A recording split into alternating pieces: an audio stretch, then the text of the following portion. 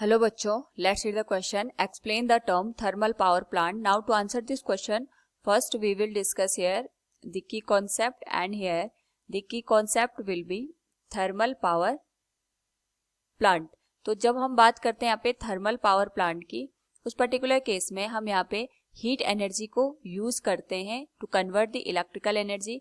यहाँ पे हमारे पास with the help of the coal and petroleum हम यहाँ पे जो हीट एनर्जी प्रोड्यूस होती है उसको कन्वर्ट करते हैं in the form of the electrical energy. तो इस पर्टिकुलर केस में हमसे पूछा गया है कि जो थर्मल पावर प्लांट का मतलब होता है इसको हमें एक्सप्लेन करना है.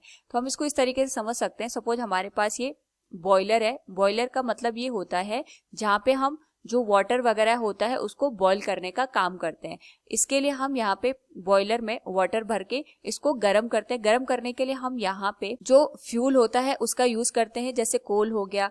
कोल को हम यहाँ पे गर्म करते हैं. उसकी हीट से जो ये वाटर होता है बॉयलर में ये कन्वर्ट हो जाता है in the form of the steam, और इस स्टीम को हम यहाँ पे पाइप के थ्रू कैरी करके जो टरबाइन लगी होती है उस टरबाइन तक हम यहाँ पे फ्लो करवाते हैं. तो जो स्टीम होती है इसकी जो वेलोसिटी होती है उसको बहुत ज्यादा रखते हैं, जिसकी वजह से जो टरबाइन की ब्लेड्स होती हैं ये रोटेट करने लग जाती है, और टरबाइन का कनेक्शन हम यहाँ पे जनरेटर के साथ बनाते हैं, जिसके बाद हमारे पास यहाँ पे जो इलेक्ट्रिसिटी होती है वो प्रोड्यूस होती है. तो अगर हम यहाँ पे ओवरऑल देखें तो हम यहाँ पे इसको थर्मल पावर प्लांट इसीलिए कहते हैं क्योंकि यहाँ पे जो कोल है या फिर पेट्रोलियम का अगर हम यहाँ पे यूज करते हैं तो इसका यूज करके या फॉसिल फ्यूल की हीट का यूज करके हम यहाँ पे जो इलेक्ट्रिसिटी होती है उसको प्रोड्यूस करते हैं. तो एक तरीके से जो हीट एनर्जी होती है फॉसिल फ्यूल्स की, इसको कन्वर्ट करने का काम करते हैं इन दी इलेक्ट्रिकल एनर्जी. इसीलिए हम इसको यहाँ पे थर्मल पावर प्लांट का नाम देते हैं. Hope all you understood it. Thank you